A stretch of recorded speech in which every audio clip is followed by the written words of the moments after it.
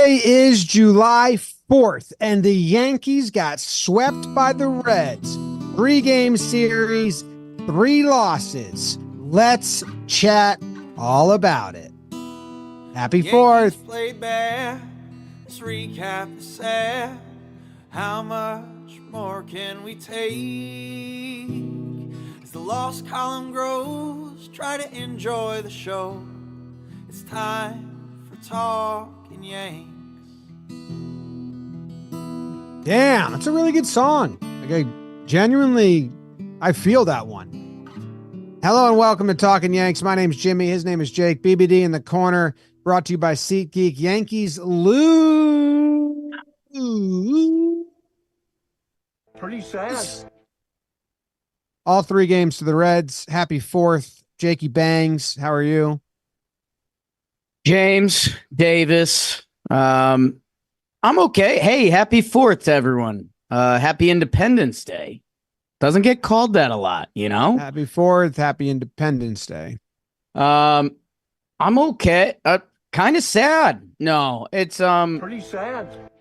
I don't know. The result isn't shocking. The Yanks are in a deep funk right now, and yeah, I don't know. I know BBD joked coming into this series that Montas game 3 was a loss coming in. The fact they gave 2 like good fights in the first 2 games but couldn't get it. And I don't know. It's tough to be excited. What's the number? They've lost 14 out of 19. I mean, there's a lot of numbers. They're 4-15 in their last 19 or something. I think that's it. It's bad. Yeah, it's bad. It's bad because this series felt like 2 teams playing to the abilities of their 26-man roster and giving it their darndest, and the Reds were better. Yeah. And they were like more complete pitching wise from starter to closer, and like for people down the lineup just playing their part and doing what they do to their skill level. So like some of these series that we've had are like, damn, that was the worst start of his career. Right. Damn, it was this happened or that happened, or you know what I mean? Or you're like, that's not who we are. I hope this series was just who the Yankees are and who the Reds are. Like the only thing that fixes this is Stanton returns and you trade for a bunch of people. You know what I mean? Yeah. Like Verdugo hit, Wells hit. The people, they just didn't hit at the same time. Yeah, I think, and we'll talk about the games, but I think part of what you're saying, like, what do the Reds have? The Reds have some talented infielders, and they just got one back in Noelvi Marte. So they're riding a little bit of good juice, and they have a really strong back of their bullpen, which in 2 one-run games, when our starters are getting knocked around, like Luis Gil, the expectations are currently gone. He is in a bad stretch, whether that's arm fatigue or, I mean, the metrics say no, but the results say something. Stroman and Rodon kind of funking at the same time, although Rodon start with a normal lineup doesn't hurt you, but I think saw our leadoff spot get exposed again. Like, that first game, a 5-4 comeback, the stadium had some juice. I was in the building, and Volpe's 0 for 5 that day. I mean, that really hurts. So I don't know, like there was some young guys who performed. Judge and Soto still feel like Judge and Soto. Dude, the getting into a hole early, that's, I hate to do analytics early, but that's kind of sad. Pretty sad. Yeah, it's every starter, like Right. it's every game, man. Yes. Yeah. No, that's yeah, BBD, I don't know if you want to go in the wormhole or maybe we save it for sharp stats, but they've been trailing in so many of these games. And like Kaster said today, which was one of my tough flashback moments, right now 2 runs feels like a lot, and that's a problem. Yeah, and their inability to keep games close. So like jumping ahead, I'll just say this quickly. Like in game 2, when they took Rodon out early, I was like, I don't know, guys. Like you're down 3, and anyone you bring in from the down 3 bullpen isn't going to hold this lead any better than like Rodon. So just let him finish the inning. Turns out in that game, they used their good bullpen. I didn't think they were going to do that. Their good bullpen, which is 3 guys, can hold games down. Their anything besides those guys can't. So in game 3, we see very much that if they're out of it, they're done unless they're going to burn the good guys, which you're not always going to be able to do. Right. Coming into this series, I had written this down in our Boone notes. 6 of the last 10 games, they've been down fairly big, fairly early, so add 3 more, and that's 9 of the last 13. They were down 8-1 in the third to the Orioles, down 8-1 in the fourth to the Braves, down 6-0 in the fourth to the Mets, down 7-0 in the fifth to the Mets, down 8-0 in the second to the Blue Jays, down 8-1 in the sixth to the Blue Jays. Yeah, I mean, analytically, again, a lot of those are leads you don't come back from. Like anything north of 5, like I'm Yankees, Bronx Bombers. I believe I have some Joe's McFly in me. Happy 4th of July. You go down 5-0. It's not like, hey, let's win this game. It's like, hey, maybe something will happen, but it ain't happening. Ain't happening. And dude, I'm pretty heated up. Oh yeah, about the 2 Grisham plays, and they're only acting like it's 1. So I need to be checked here. If you guys both check me, okay, and I've been checked, okay, and I'll change my brain. Like the jury revoke that from your brain. Sure. That should not have been a triple. How does he not cut that ball off? If I need to be checked, just check me. I would have to see starting position a little better. Like because it was, who was that? Martini or one of the lefties? Fraley, I forget. So that ball goes up, and I was like, it's current. It's when you're winning ball games and when you're losing ball games. When you're losing ball games, that ball went up, and I said, that's for sure in the gap. Not knowing because we never know where the outfield is set up defensively. I think I would, and I guess this is my check to your check on the check. It felt like Trent Grisham started in left center field. So whoever was up, it looked like they were playing him. Like when they cut to the outfield, I think he's playing I think he's on the other side of second base there, which is surprising because it's a lefty, but I don't know that guy's spray chart. Like Beebs, can you pause it on the cut to Grisham? Like he's full sprint at this moment, still left of center. He's still on the left side. So that's where I think he was positioned pretty far over. It's okay. Slows up on the play against the wall. But he's not. That's full speed. Look, but yeah, I mean it's always half tough with Grisham because he's like a not hustler. But the second one, we don't have the Yankees. The Yankees stayed on him. I can look for it. Yeah, I mean the second one obviously can't happen. That one I don't know. I guess it was when you said there was 2, it wasn't initially on my radar. Okay. I was watching it. I would have liked if it was cut off. Ron's listening. Hello. And we were both like, triple? Yeah. What the fuck? I think I guess maybe there's a little woe is me right now that. For sure. It's, it's also context. Like it's the same when they got swept by the Mets. I'm right. A bummer right now. I'm sending the Yes Network. And again, if you watch the tail end of his route here and it's just the Grisham effect where he is running full speed, then I'm checked. Okay. If not, I'm Stroman. Where's some fucking intensity, bro? Thumbs up. For people that just listen to the podcast and don't watch it, my Zoom and I'm Yeah. guessing a lot of people's Zooms, just does thumbs up whenever I get Italian and move my hands around.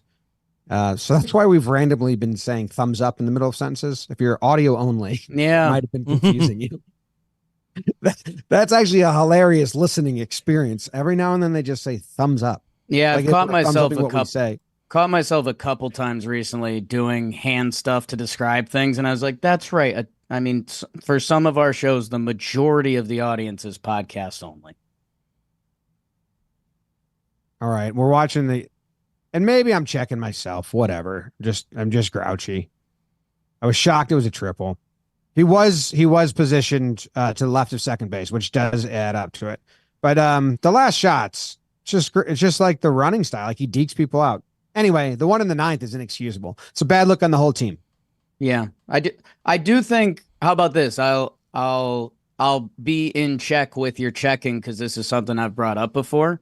MLB outfielders, whenever the ball does get past them, they have a little sad puppy dog, which is just the opposite of my athleticism. Like I get a little more pissed off. Like I would be running harder to the wall, and guys don't do that. So that could be some loser athleticism coming out of me. Okay. Could be. And also, like, they didn't score on that play. It wasn't like damaging. It's just more a vibes check. And Boone did talk about it in his post game and talked about how like he said, like, we need to get checked. We need to get kicked in the ass. And maybe like some hustle will come back. Like, Stro, like, where's the fucking intensity? I'm sending you an illegal video of that play in the text message. And I think it proves your point. He was shaded not way, but pretty far. Well, my initial reaction on that ball was like, I was like, they're going to turn the camera and Trent might have a chance. Like it's a lefty hitter. If they pull the ball, like I'm going to be interested. And then when it cut over, I was just like, oh, nope. Yeah. Not that. He's, if you're looking at outfield lines, like in the grass, dark, light, dark, right? Like the stripes. Yeah. Which is how they should start saying it on the broadcast. He's playing like fifth stripe to the left because everyone knows that. What's that stripe? Like 2.5 feet? Sure. You could tell me playing anywhere from 2 to 4 size feet. of a mower. Like, yeah. He's playing five grass stripes to shortstop.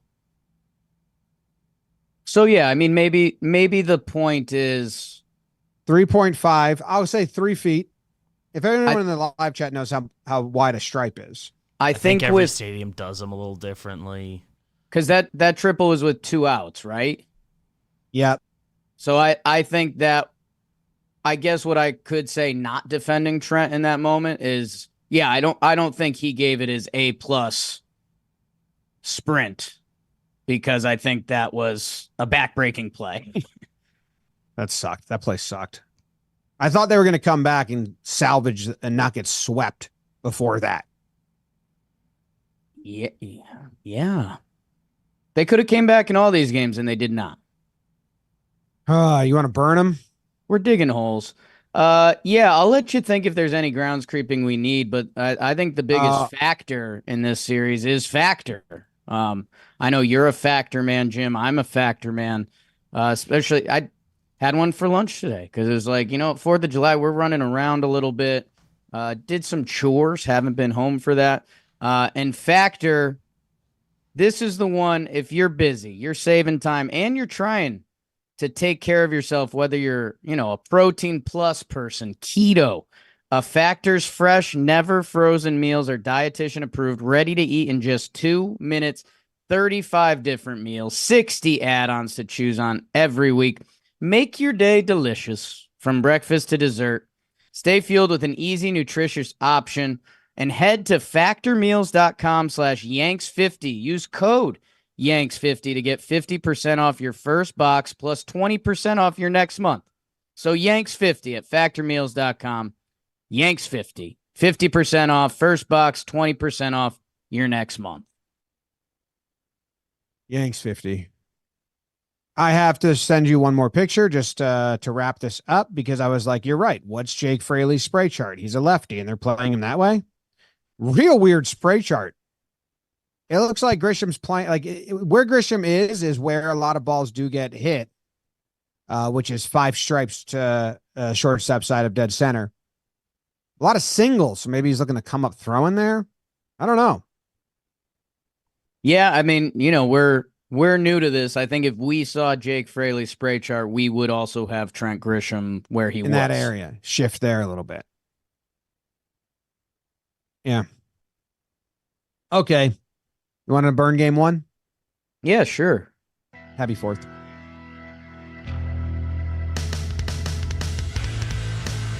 Them Cincinnati Reds came to town as Luis would try to take down these hillbillies with Graham Crackers Ashcraft on the bump for Cincinnati. Top 4, Will cooks one on the Benson burner, and Ellie can burn, but he'll jog this time.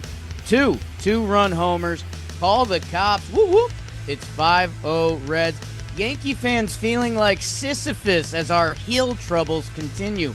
4 innings, 4 runs. But in the 6th, how's your right side of the infield? Glaber RBI single, and Ben Rice cooks up a 2 RBI double. Here comes the Judge solo dong. It's a 1-run game, but like season 6, episode 5 of Game of Thrones, Cruz and Diaz hold the door. Yanks lose 5-4-5. Bomber of a game.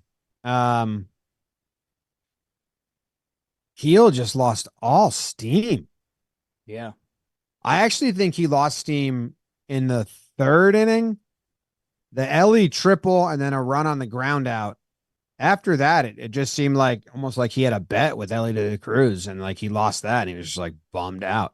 Ooh, okay. But he just kind of is just like maybe it was unraveling again. He didn't figure it out, but they were talking about the broadcast too, but his like body language and just kind of like, even his finishing on pitches, his changeup just started going way outside. He hits guys. He seemed to just kind of lose steam, confidence, or arm strength. Yeah, I was in the building for this game, so I don't have the live like watching. Yes, seeing where the pitches missed. I guess for me, man, there was a lot of buzz outside the stadium about Ellie. It was kind of cool just coming from like I was going to say a lame baseball person's perspective. I'm wearing a tie-dye shirt. I'm cool. But like people were buzzing about Ellie. They're like, I want to see this kid. He's 6'7". He's fast. That him hitting the homer really hurts after him hitting the triple. But man, when they got it going and it's 5-4 and Judge homers in the 7th, which you start doing turkey math on it and you're like, wait, are we going to get the top of the order up again? And this is where, again, one game for Volpe, although it's been a tough stretch for him. The numbers that were coming out on the broadcast today were pretty eye-opening. But 0 for 5 from that leadoff spot. Judge had another ball he just missed for a home run early on. Kind of a good story. The reason I was at the game, our sales team was hosting some people. And so, I'm mixing it up with the Joneses. I was sitting next to this French guy, good guy. Shout out to Toma. And Judge hits his first ball and it wasn't good wood. So right off the bat, I just go under my breath. I go, nope. And so when it gets caught, like the rest of our section was hyped for a second. And Toma turns to me and he's like, you kind of ruined that for me. And I'm like, sorry, bro. Like I just, when it makes a certain noise off the bat, Yeah. So when Judge did hit one, we looked at each other and we're like, nah. But yeah, they were in a normal game / I don't know. I know Cruz and Diaz are good, although their stats aren't great on the year. Seeing right now, looking back and seeing 13 pitches from Cruz, 9 pitches from Diaz, that's tough knowing you came one batter short of getting it to Soto and Judge. Yeah. Yeah. But Ferg comes in, gives up a run. So that kind of was like tough. You had like unconfident heel and then Ferg right away. And you're like, okay, so this game stinks. Yeah. The right side of the infield inning was fun because that felt like something you could build upon. Didn't work out. And heel, don't know. One swing and miss on his fastball.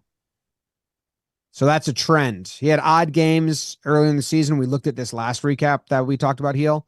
But that's consistent the last like 3 or 4 starts now, I think, is not getting swing and miss on the fastball. Yeah.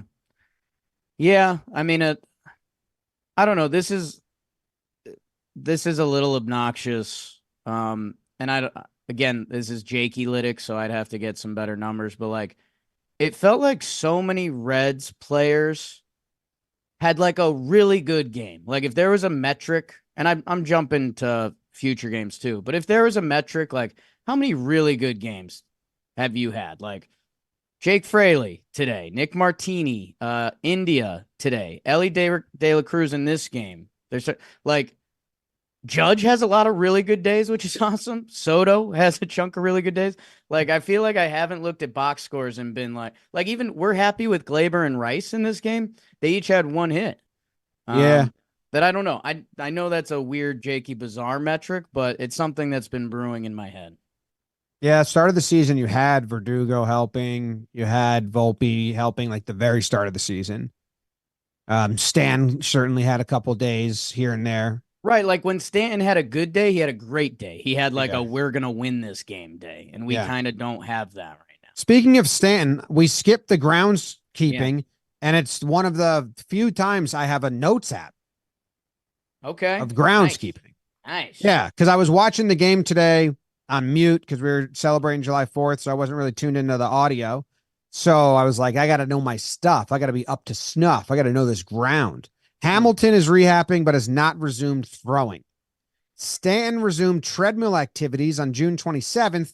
Now, the whole reason I did this is because they were showing Stanton running in the outfield, and I thought, ooh, I need to know what they're saying. So I went to look up the injury reports. It wasn't updated, so I might need you to help out on Stanton if you were listening. But Birdie took ground balls on July 3rd, Yankee Stadium, and Boone said he's going to travel to the club's complex after the July 7th game to continue his rehab. So he's staying around for the home series. Then Birdie's going to start his rehab, and he's getting close. And then John Birdie threw a live batting practice session on June 30th. What was the Stanton news? He's running around and fine? Beebs, if you got something better than me, I just saw before the game they said he was doing more activities. So that's I don't have more than that. Yeah, Meredith basically said the same thing. Just, well, he's running around, so that's a good sign. But they were kind of literally like, all right, well, that's something. Well, I mean, and John Birdie's joining them when they go to Tampa, and that's their facility. So running is the next step, because last update we got on Stanton was he's moving. We've got him moving around regularly. Now, that was the last one. Okay. Good stuff. Good. Game 2. Oh, okay. Early settler name Andrew Abbott would take on the Yanks as they and Carlos Rodon would try to settle down from their losing ways. Top 2, it's a Marte party in the Bronx as Noelvi goes big fly. 2-0 Reds, make it 3 after Stewart has Yankee fans mad at the TV. It's 3-0 Reds after 5. No way, says Carlos after he gets pulled after 5.13 earned runs. The Yanks can't start a fire without a spark. And there's Volpe. Hey, 2-run double, 3-2 game. Hodor. Yanks can't get the run. Even with the Yanks pen holding, they lose the game 3-2 and the series. Ooh. Andrew Abbott? Kinda, right? No, it is. I just Googled both names. It is, but it's kind of like doesn't stand out as one. Feels like a hip name during the time. I think that name's always been kind of under the radar in both ways. Lame and old, or like new and hip. It's just kind of right there. Andrew Abbott. I don't want you hanging out with that Andrew Abbott. Oh, I got him as a good kid. I think he is, but I think you're nervous at first because I think back in the day that was like Zayn Malik. That's a terrible kid. Tough. Is that a real person? Yeah. Zane. Okay. Sorry to him. Like a famous okay. person? Quite. Yeah, he was One Direction, Beebs. One Direction. I'm not the biggest One Direction knower, but Harry Styles is the biggest one, and then I think Zayn's had the next Harry biggest. Styles. I was Zayn's like, I had the know one next of those biggest kids. solo Harry Styles. career. Okay. Sorry if it's for all the Zayn fans out there. Harry Styles is what they're starting to call me in the comments. Is this the sign of the times? You and my brother came into work with just fluffy curly bangs same week. I was like, what the fuck's this? Watermelon Sugar. Hi, that song. What'd you think of this game? Dude, I hated this game. I whipped out the phone and did a post-game recap for this game specifically. Like, me and this game are not friends. Nice. This stirred up emotions in me, this game. The lineup can't happen. I don't care what arm the starting pitcher throws with. This lineup cannot happen. Volpe, Soto, Judge. 1, 2, 3. Strap in. JD Davis 4. Glaber, Verdugo, DJ, Jones, Trevino. Can't happen. What position was Jones playing again? Jones DHing. I don't care what hand the pitcher throws the ball with. That lineup can't happen. Yeah, not a ton of argument over here. Okay, because my whole point, my post-game recap about this game is it was like reading a book and you get to the end, you flip the page and you're like, wait, I didn't consume any of that. And you have to read it again. All the at-bats this game were just, dude, they were nothing. And then they pinch hit Rice, and all of a sudden he's having a great at-bat working the count, and you notice. And then they pinch hit Wells, and all of a sudden he's having a good at-bat. He's working the count, and he does it twice. And you're like, I don't care what hand the pitcher throws with. These guys are at least building momentum. So that stunk. Stunk a bit. And like you talked about, the 3.5 guys that make up the Yanks' good bullpen right now, like the Talkin truck does his job, Canely and Clay. Just for me, you had to get the work done before Alexis Diaz comes back out. And they couldn't. I mean, there's the one Judge at bat, first and third, the double play ball. That's tough. And then Volpe, after Wells draws that pretty walk, the 1-0 ground ball. That I don't know if you're looking for Yankee emotions on it, go check out some of Joe's McFly's posts. Dude, I didn't see if Joe's did a video, but and Volpe came through earlier in this game. Right. I felt good for him. I was that first pitch, tailor-made double play ball. Yeah. Like, yeah. You need to get Judge up. Like everyone in the crowd. Right. Everyone watching at home. Everyone's aware. I know he's not hitting into a double play on purpose. Yeah. Obviously. But having a bat, see a couple, make him earn the K. Let Soto see more pitches. Let Judge see more pitches. You got two of the two best hitters in the AL behind you. I didn't like that at all. And yeah, I mean, you at the first pitch like every at bat this game. Would have to double check the analytics. I thought that was a 1-0. Yeah, that was 1-0, but still, I mean, the point remains.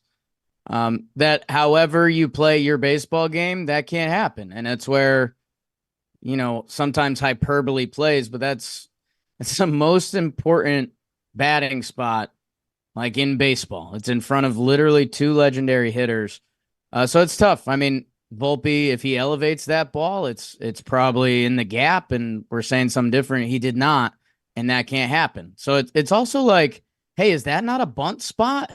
We got the Reds closer on their second day, and you got Judge and Soto coming up when you can't hit a double play, and you're slumping. Like, when you do put all of that in the box, It's playing the result a little bit, but Yeah, because I didn't think bunt at all in live time. So I don't so I can't say I would have bunted him because I didn't think about it at all. And he literally I just doubled. What? And he like literally just had that double. Like, yeah. I don't think. Yeah, I just would have wanted happen. Volpe to see that at bat and see some pitches, or I don't know. I don't know. It's just it being tailor-made double play sucked.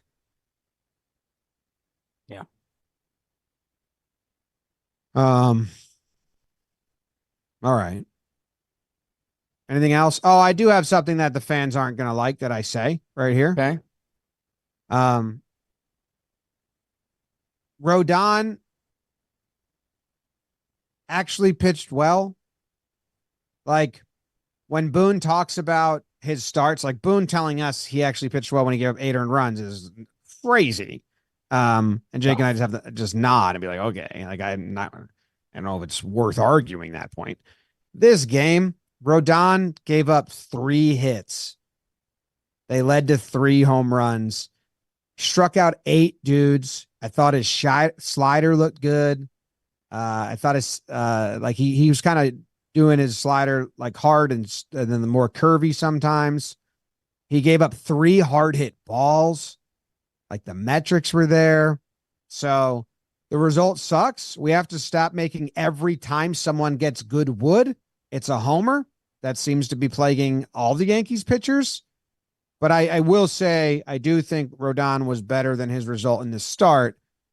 I'm not excusing all the stuff in the past and not saying that this game erases just the general question of like, what's going on.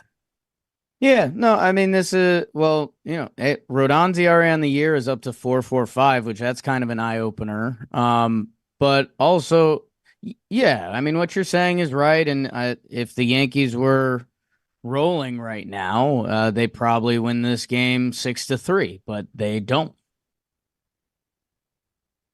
Yeah. So there you go. That's my Rodon. Anything else from this game? I don't think so. Good bullpen looked good. So that was good. Yeah. A waste of an effort on him. But yeah. I can't believe that double play, man. That just really frustrated me. Yeah. Yeah. All right. Game 3. Happy Independence Day as the Reds have left the white and blue feeling kind of sad. Stroman versus former Yankee great Frankie Montas trying to avoid the sweep. Let's have a martini, go to India, and steer our ship there. As Nick, Jonathan, and Spencer all homer off Stroman. Game 1 was so fun. The Yanks go down, whoop, whoop, 5-0 again. But like Game 1, they'd answer with 4. Let's drink from the wells and eat some rice as Austin and Ben homer. And then S-O-T-O Soto. But unfortunately, a tough ride over the hill with your cousins as Tim and Jake get knocked around. It's 5-5 for Stroman. 3 out of 3 for the Reds as they sweep the Yankees and take the final game 8-4 final.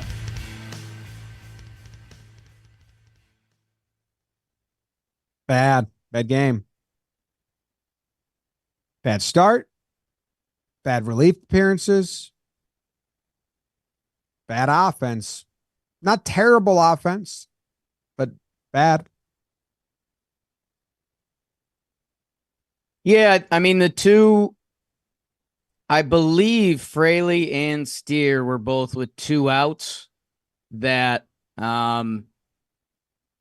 6 runs coming on 2 swings with 2 outs. That's brutal, but it's like the hellstorm we're in right now.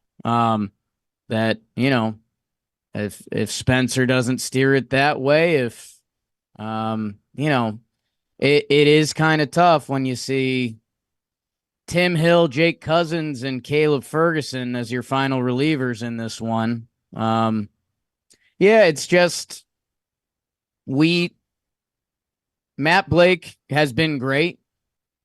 It feels like we've gone too far. that I don't know. We need a couple bodies down there. Like when they released Victor Gonzalez, would you have been shocked if it was Caleb? No. Well, only because of years remaining. But I guess Like that's my. one's an asset that will get picked up and you lose them. How many guys in our bullpen are currently like waiver wire guys? Like Tonkin was on the wire this year. Tim Oh Hill yeah, it's was not a on the real wire. it's not a real bullpen, and that's got me concerned when I saw this like, at the start of this losing streak. I was like, this sucks, because even if the offense and the starting pitchers come around, you can't win at an all-time streak with these names. So I know they have Hamilton, Birdie, Efros, Brubaker coming back. I hope they are good. You need to trade for some high level people to get yourself ready for the postseason. But I don't know if this is the crew for another month or, through the rest of July, because I don't think any of those guys I named are supposed to come back till the end of July. So if this is the bullpen for the next 4 weeks, you're not going on a crazy run. You just can't, because you need them to hold leads, like if you get up by 5 somehow and keep it out of the 3 range, and they can't.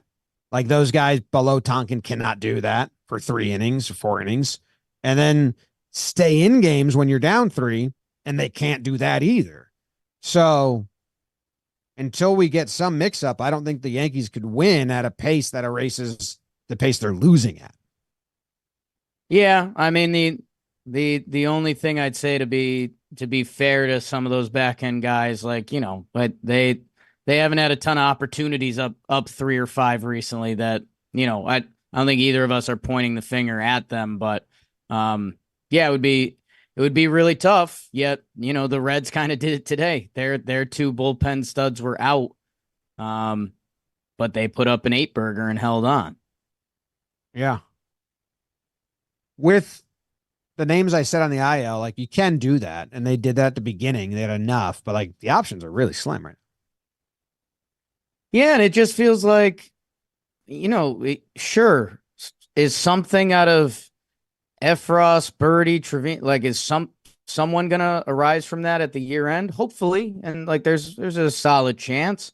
But either way, you're gonna need another body that, I don't know, like the Angels, the White Sox, the Marlins, those teams that are definitely selling, like they have bullpen options, and it's not gonna cost really anything. That, I don't know, man. Like our Yankee group chat today was doing a lot of talks about, is it mental? Like, what else are we missing right now? Because this is the 3rd year in a row we're seeing like an awful stretch of baseball. Dude, it's mentality. I want to ask Boone about it in a way that he'll actually have the conversation.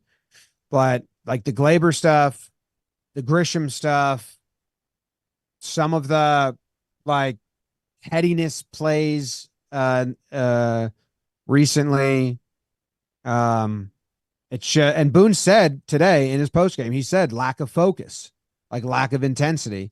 I don't think he said the word intensity. What word did he say? He talked about like lack of focus and details or attitude. Forget what it is. And then they broke to like, yes, Bob and Jack Curry, and Bob was like, well, you hear him say that, but the manager can only do so much about like playing hard, basically. Yeah. I mean, the other thing for me is, remember, maybe my favorite moment from 2022, when, not favorite moment, they got swept by the Mets and they traded for Benintendi immediately.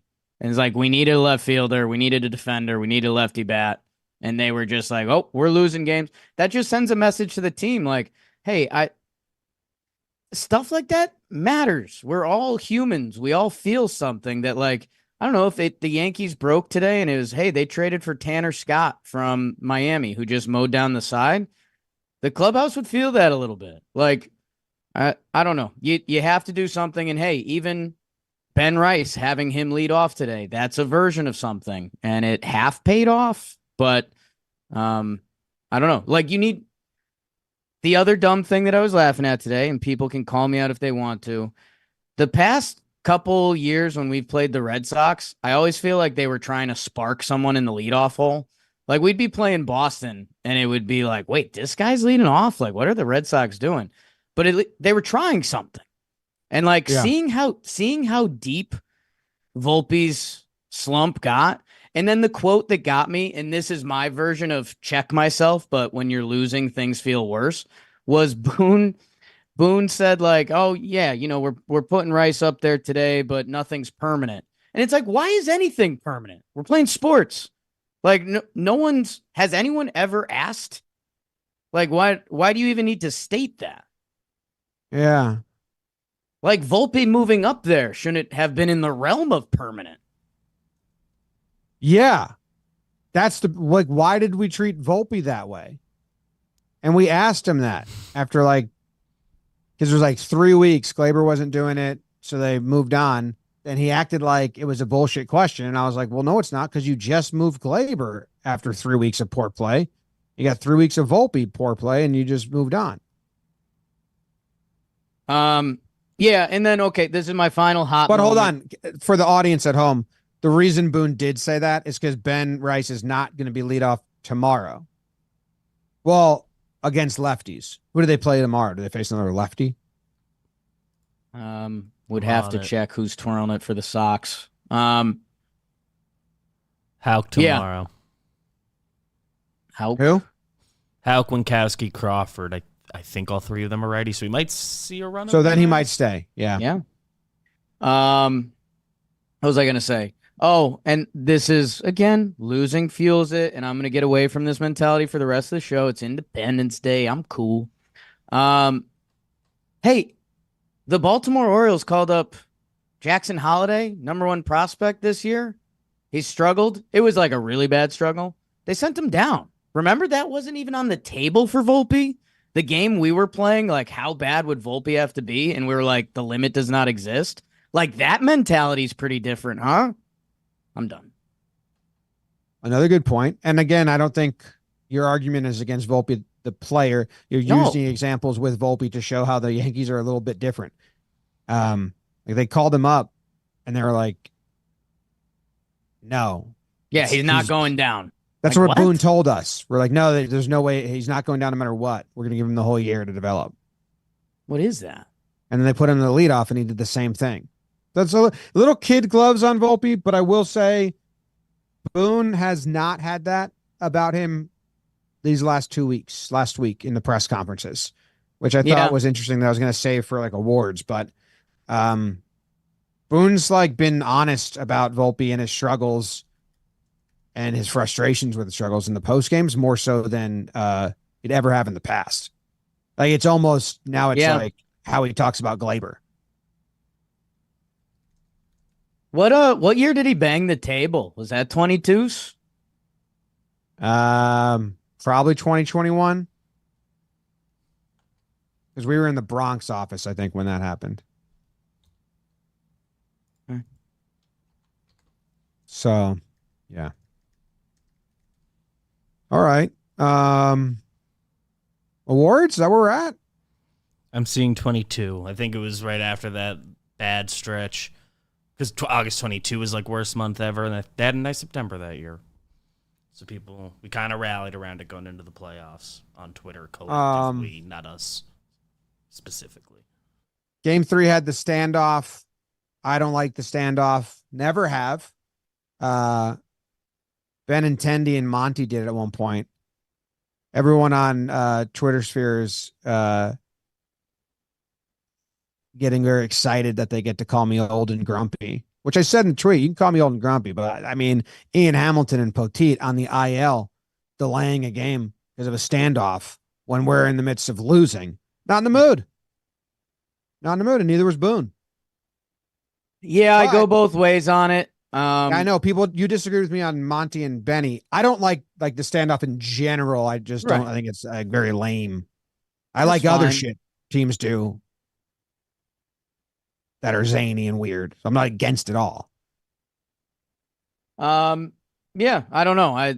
You're doing something silly. It's the 4th of July, and it's guys. At first, I thought it was bullpen guys that had to go out to the bullpen, and I was like, well, we brought a knife to a gunfight because Ashcraft ain't playing in this game. So if he gets tossed, like if it actually got to that point, but then yeah, it's 2 IL guys that like I don't know. It's I see both sides of it, but also I don't need anyone to see my side either. Like when you're in I see both sides of it. I don't care about that, but it's also, hey, we're in a losing mentality right now, and that's losing. I just can't be losing anymore right now. You wanted them to win the standoff. Yes. Did you see the Reds? Did you see the Reds dugout when Ashcraft won? They were hype. Yeah, kind of. I don't know. Not for me. Same with silent treatment. Like those are the two things that I just not into. I had to Google Poteet. Yeah. So like when a guy who I don't know his face, you know, if it's Ellie and Soto, I can allow it. I'm all for it. When it's Hamilton and a guy I got to Google his face, I'm like, what are we delaying this game for? Yeah, I guess that's for me. I see that I'm the opposite because you can't risk, like, if the ump's having a bad day and tosses Soto or something, you can't actually risk that. But like, it's got to be guys on the bench. If it's a very like Austin Hedges lane. Go check out Chris Rowe's rotation. If two starters, actually, I think I'm in on the standoff. If like, say, Judge is just getting his day off, and Ellie De La Cruz is getting his day off, and then I don't know. Because they acknowledge each other, like we can't help in any other way today. It's our off day. Let's duel it out. I'm fine there. I see the spin zone going, wait, is Judge off today to do the standoff? And I don't see the vibes good there. Standoff duty. Know what else is on duty? Booking.com. Yeah. Go to any of the U.S. cities. It's the 4th of July today. A day to think about this beautiful country and a lot of the beautiful cities in it. When I was traveling for work a lot, I got to see a great amount of the United States. And I think what they say is, like, it's hard if you do it the right way. It's hard to have a bad weekend in a lot of U.S. cities, and booking.com is the place to take care of it. Whether you're looking for a family friendly, relax, maybe there's a kid pool. Ooh, they love that. Or maybe you're going to one of the freaky deaky overnight places BBD stays at. Go to booking.com for your travel this summer. Go see a ball game somewhere. Go check off a new ballpark. I've got a funny story about that coming up as long as you listen to this. Booking.com is the official accommodations partner of Major League Baseball. Go book on the site or in the app. Click the link in the description. You guys know Booking.com. I had a popular baseball player's significant other reach out to me this week, and she haven't talked in a while, and she goes, have you been to every baseball stadium? And I was like, no, like, it's actually, our stuff kind of blew up during COVID. It's kind of a popular question. I think I'm about half. And I was like, why do you ask? And she was like, well, you just crushed that. I did a short that was Yelp reviews of baseball stadiums. Yeah. And I did really good at it. And I was like, yeah, well, oops. Booking.yeah. Booking.yeah. I'm getting hot in here. You're up. Pride of the Yankees. Pride of the Yankees. Pride of the Yankees. Yeah. Pride of the Yankees in a sweep, huh?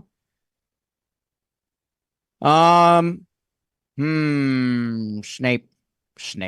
Severus Snape. I'll go Ben Rice. He made me proud. I talked about his first home run was going to make me proud. That evokes an emotion out of me that regular baseball can't provide.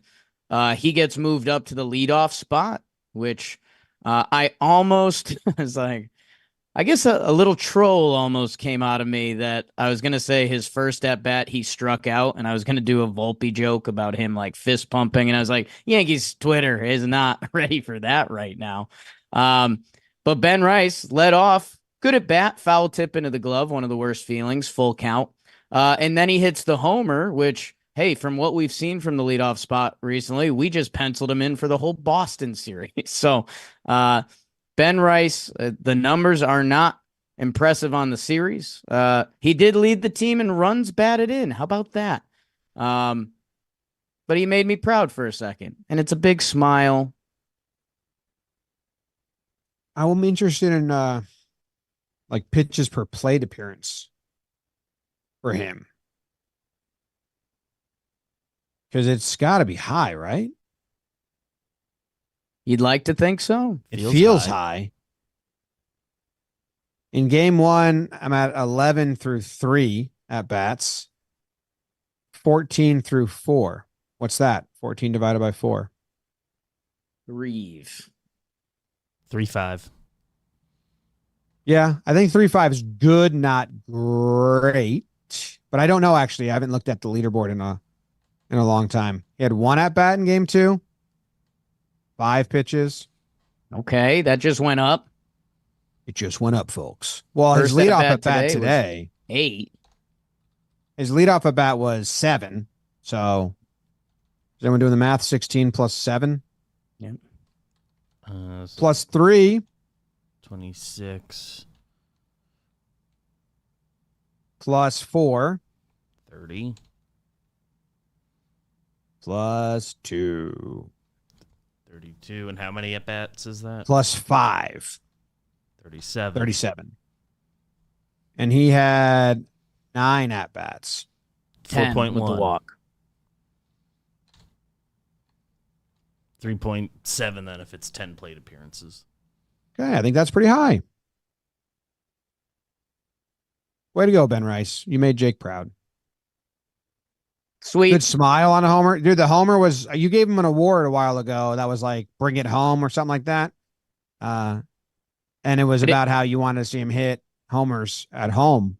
Did this scratch that itch? Because it was pretty nice. Oh, I got that in Toronto. I wanted to see what a Ben Rice power swing looked like. And we've seen 2 now. The first one, he got Toronto New Walled. But yeah, this was a great swing. It had some real pop behind it. Line drive. Update. 3.7 would not be good. Okay. So he blew it. Okay. I don't know how. All his at-bats seemed pretty high, so not great. The Yankees used to crush this stat. I wonder how much they've come down. Oh, that doesn't have today. Juan Soto still up there, top 10. Gleyber Torres is 14th. Is that real? It is. Holy shit. I think so. That has not felt like Gleyber's gotten more pitches per plate appearance than Judge. I guess he does go into like a foul the 2 strike off sometimes for a while, Gleyber, on like some long ones. All right. My pride, and congrats to Ben Rice. He's been getting a lot of prides lately. I think maybe 2 in a row. He deserves it. He's been so prideful. Dude, 2 total. They're not in a row. My pride. Yeah. That's Ben Rice became the easy pick My pride of the Yankees. with his 3 RBI. My pride of the What's taking you so long? I'll go Wells. Okay. And this isn't a knock. That's the lowest. Like if we had to rank the prides at the end of the year, me picking Wells here might be like and Wells gets it too. Right. Not that I'm not proud of him. Yeah. We said wait till that hot air comes to the stadium and then see where them balls fly. Gone 420 feet. He hit a homer, took a ball off the neck. Ugh, that looked like it hurt. And that's all I'll say about that. He he's got a butter knife right now that's pretty good. I think he's passed Trevi and on base. Just a fun anecdote. Jess was watching the game, doesn't watch a ton of Yankees games. And Austin Wells got hit in the neck And so he goes down for a little bit. And, trainer looks at him, rubs it off. They start to play again. And she goes, he's staying in the game? Yeah. And then he got hit by the next ball and she started laughing out loud. So Tough job being a catcher. Did you like his chest gig. protector? Tough gig.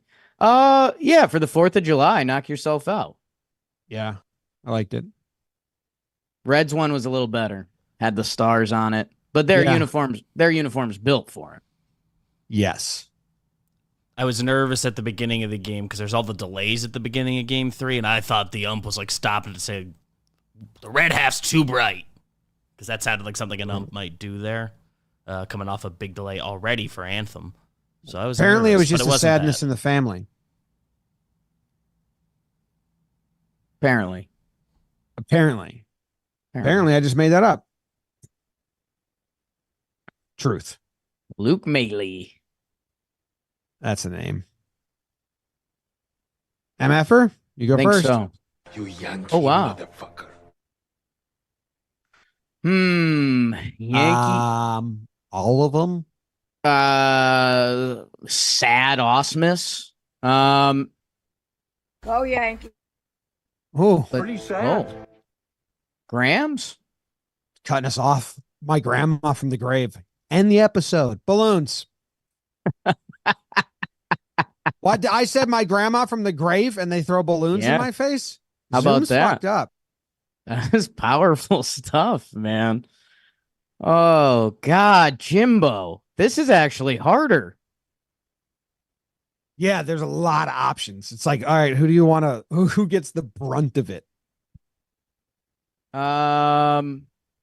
Let's go with, hey, this is tough, but I'm going to go Glaber. Just because Glaber got benched, he had some good at bats. Like it felt like it was coming. He got some real hits. He gets a hit in the first game and then he goes, for the rest of the way. That, yeah, I don't know. With the expectations coming into this homestand, Red and Red Sox, Glaber. Oh boy, if Glaber put up 3 for 4 in the first game, I think he might lead off the second game. And now instead he's getting an MFer. It's tough. And it looked like the leg kick got bigger again, and I don't know if that's just losing mentality right now. Glaber it is. He's trying to hit balancing on one leg. Yeah. He's Justin Turner does it. flamingoing in the box. It's the new way. Where are you going? DJ. Okay.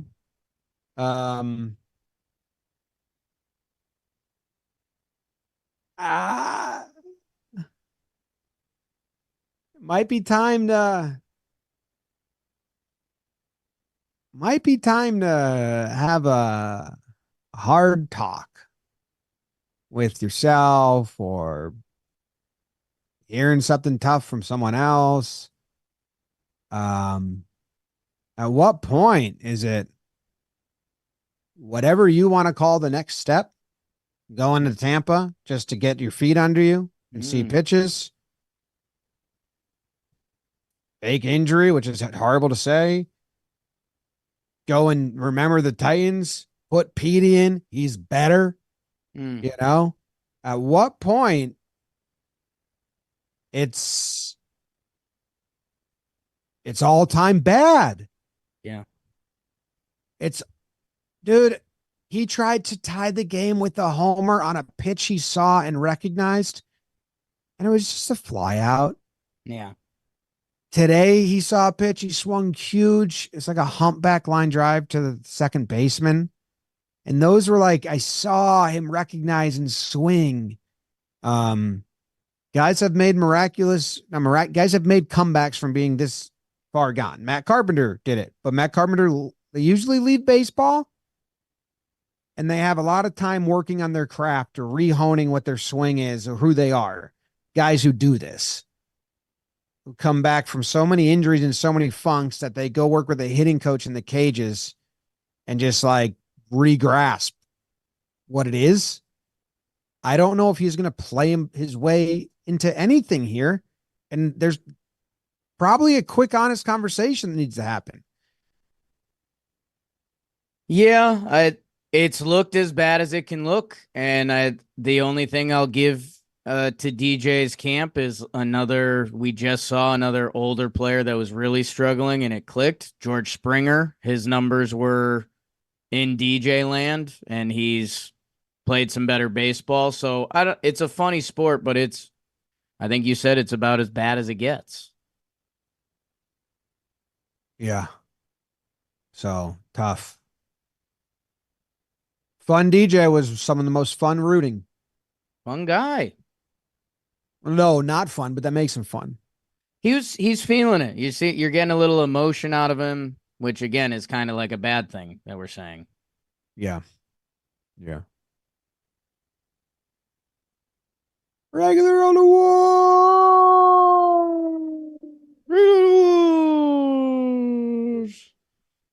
Brought to you by Tommy John. Tommy John. I'm wearing my I'm wearing my TJs right now. They are a go-to. It's every day for me. Although I'm gonna be honest with the people. This is Talking Yanks. It's the 4th of July. We're friends. We're family. I mentioned today I just did laundry. I ran out of Tommy Johns. And I had a bad time. Literally affected my day. So now that I'm back in the TJ game, I'll flash them at the end of this. That's what YouTube likes. They're my everyday underwear, and they should be yours too. Get 20% off your first order right now at TommyJohn.com/Yanks. 20% off. Breathable, lightweight, second skin underwear at TommyJohn.com/Yanks. Click the link in the description.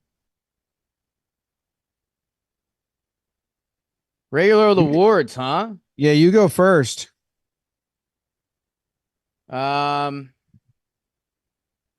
Let's see.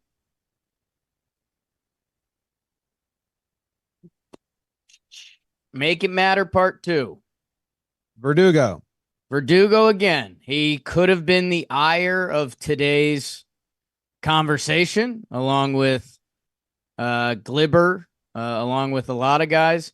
He ends up on the last day of this series putting up a 3-hit day. And I guess, he got on base in the first game. He got a hit in the second game. That the 3 hits, he technically had the best numeric series. A lot of his work comes in today's game, which I don't know, had too much like brokenness in it, getting swept and feeling like you're coming back and not. Hey, the numbers from this series end up looking good for him. Boston is coming to town. I asked you to make those last couple swings in Toronto matter. They I don't know, in theory, you're okay. It just didn't matter in this series. Make it matter next series because we need hitting. And you got 3 righties. 3 righties. Let's go, Doogie. Yeah, I echo everything you say. I don't know if I have much to add. He gets the hits today. It's against righties. I think he got 1 hit against Andrew Abbott, who's a lefty, so that's good. But make it matter. Couple solid catches. That's I was, we don't do a lot of clickbait at Talking Yanks, but if we wanted to and we did like mid-season report cards, I was thinking of what Doogie's grade would be.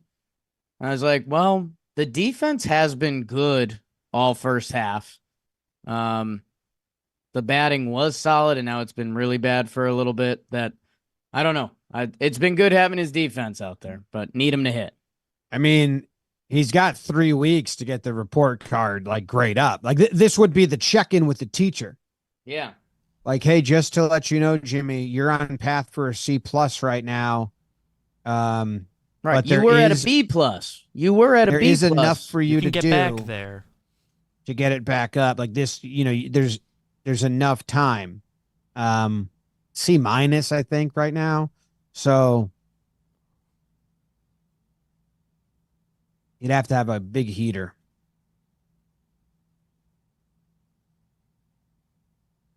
My award.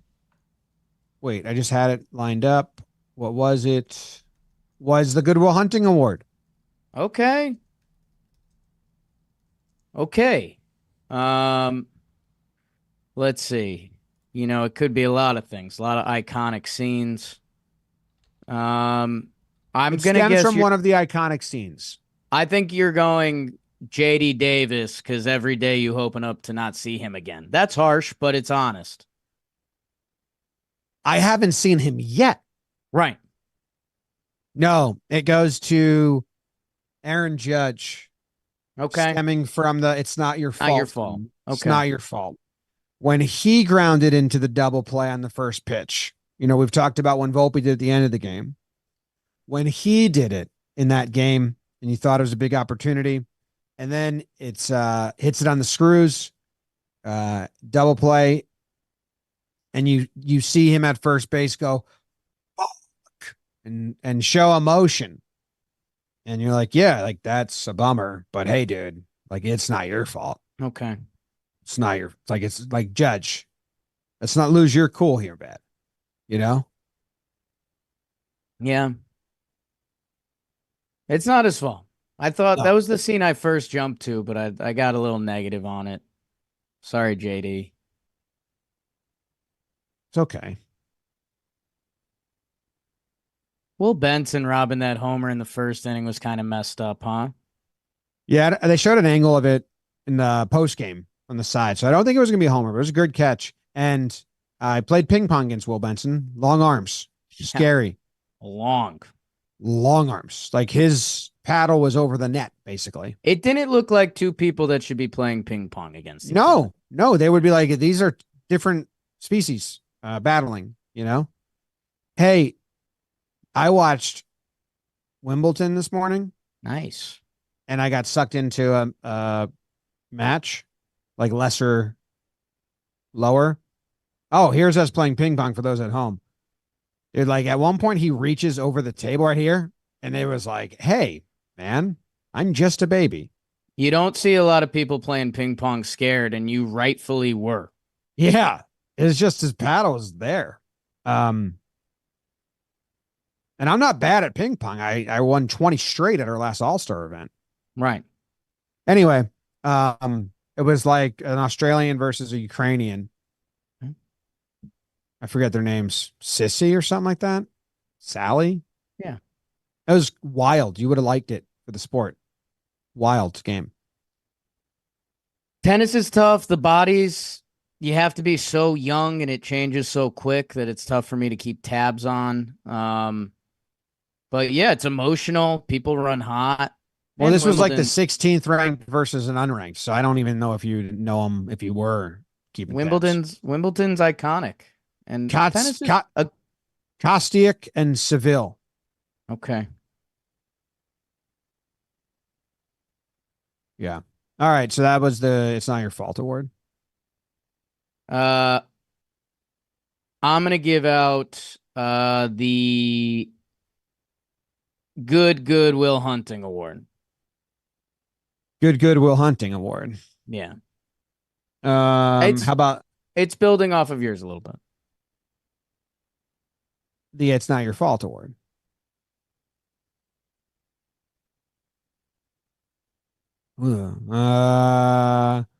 Soto? So there's this iconic scene when, you know, it's kind of the breakthrough scene. He's with the therapist, Robin Williams, and he keeps telling him it's not your fault. It's not your fault. It's not your fault. I need that speech myself for a guy that has been contributing, but it's something about the mentality. It's going to Jahmai Jones. Seeing him in the DH spot hurts a little bit. He contributes. He hits a double that sparks the offense in that game. Like his numbers on the season are fine. It's just a weird mentality thing that it's like, okay, Jahmai Jones, who hasn't had success anywhere else at the major league level, it feels like we're forcing it a little bit.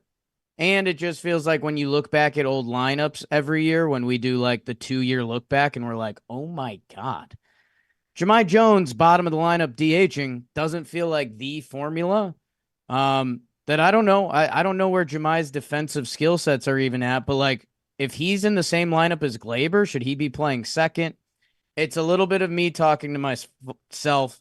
It's not Jahmai's fault that any of this is happening, but something just feels off about it. Agree. Can't do that lineup. Like, can't do, oh, it's a lefty pitching. Let's play all our guys that are worse. Ah, shit. We lost to a lefty again. Can't do that game. Right. Can't do it. It's a bummer when it happens. So I get it. It's not his fault. No, it's not his fault. It's not his fault. I have to give out an award. You have to give out the last and final most prestigious award. Okay, here's a Grump Award. Everyone's excited. Yeah, if hell you want to yeah. see people excited, Yes. check out the quote tweets on me saying no standoff. It's a bunch of people jerking off about like being angry about someone else having a dislike. You dislike something? Just game.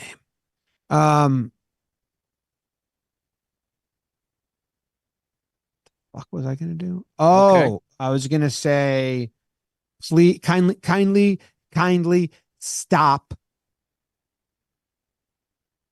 Kindly stop. Award. Kindly stop award. Kindly stop award. Couple options. I think I gave out, not the name, but I gave out this award last year. It probably was something else. Let me see if I can actually find it because I know who it got. Caleb Ferguson. Well, he wasn't on the team last year. Oh, you didn't say it was going to the same person. Oh, You yeah, just said same you gave guy. Okay. Same guy, and I think I gave him this award for this, but I don't know what I called it last year, but might help you. I don't know. Not Caleb, but I'll let you guess again. The you want. kindly stop award. Trevi. No, not Trevi. I can't find it last year, but I think I definitely brought this up. Volpe. Okay. Kindly stop watching outside sinkers get called strikes and looking at the umpire like he's wrong. Right. They're strikes. They've been strikes your entire career in the big leagues. But if a right-handed pitcher throws an outside two-seamer to him that comes back in and the umpire calls it, he's flabbergasted every time. And I'm a grump. I'm a grump. If you want to like take this out of context and get upset with me, I'm a grump. I'm a grump. Grump exclusive. Grump exclusive. I'm a grump. I'm a grump. I'm a grump. I'm a grump. I'm a grump. Yankees lost another game. I can't make it up. It's from We Sing in Sillyville. I'm a nut. I can't. It just bothers me. It's like, that's a strike, man. Like, if you haven't learned that that's a strike, I'm sorry. It's a very tough pitch. Like, I think that pitch doesn't get hit a lot at all in the big leagues by anyone. A low two-seamer that comes back in. Stroman's whole approach. Yes, it's a very hard pitch to hit. I actually was looking up the data on it. I don't have it sorted out, but I can tell you that it doesn't get hit a lot. But it is in there. You can foul it away, or you can just take it and say, that's not mine. But like, it's a lot. Grump allowed. Okay. You're not putting me in check on that one? No need. Appreciate it. Okay. All right. Be better. The whole team. A little worried about the starters. Pitching. Yeah, I mean, Heel. I don't know. It feels like some sauce has run out. Rodon and Stroman, I mean, in a way, it felt like they were due for a little bit of regression. It's just the timing for both sides of the ball to turn off. Pretty sad. To fully regress all at once. It's tough. Yeah. I expected some regression on basically everybody, but Yeah. tough. Anything else? Go Yanks. Sweep Boston and we'll be happy. Dude, win game 1. Win a series. Haven't done that in a month. Just win a game and have everyone play hard the whole game. Yes. Glaber moving those duck legs down to first today. And he walked back afterwards, was like, fuck that. He had a look in his eye that was like, that was not what it's cracked up to be. 2019, we didn't have to do this. Oh, that's stunk, dude. All right. Enjoy the rest of your 4th of July. You made me melt like a popsicle on the 4th of July. Go Yanks. Tell them, Grams. Go Yankees.